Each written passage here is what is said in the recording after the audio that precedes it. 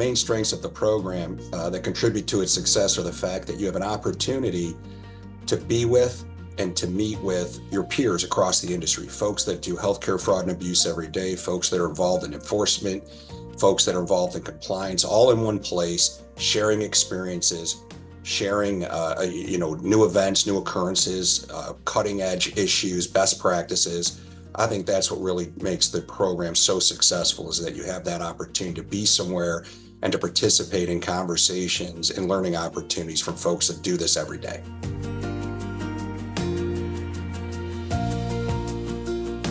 The speakers that we invite to participate in the Fraud and Compliance Forum are some of the best known and most experienced practitioners in the country, both folks that are in-house, compliance officers as well, to the outside counsel, and we also bring in government enforcement, both DOJ and HHS-OIG. And obviously, those are the people, that entire group, right? Everyone has a different perspective.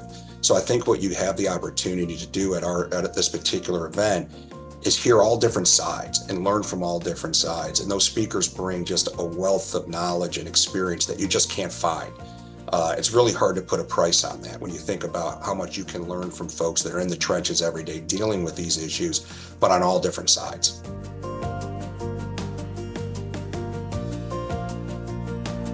Well, we're constantly looking for ways to improve the program, and we take that feedback very seriously. We encourage the audience, right, to provide feedback on speakers, provide feedback on the conference overall. We take that, we review it, and one of the things that we have continued to move forward on is more practical involvement in terms of putting the legal theory, the legal issues into an actual work type situation, right? And getting panels to present that type of information and hypotheticals, but also really encourage audience engagement. We want the audience engaged. We want there to be dialogue between the panel members that are speaking and the audience. I've always found that those tend to be the most meaningful sessions, when you have folks that are really sharing information and throughout the audience and the panel together.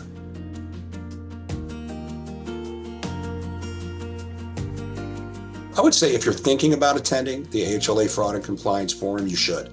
If you work in this space, if you're dealing with fraud and abuse issues, if you're dealing with compliance issues in healthcare, this is the top event in the country. It's the one where you're going to get access to people with tremendous experience, with government personnel that do this work every day, compliance professionals. This is the place where you're going to have a chance to learn and to build and develop relationships that are going to be meaningful and help you in your career down the road.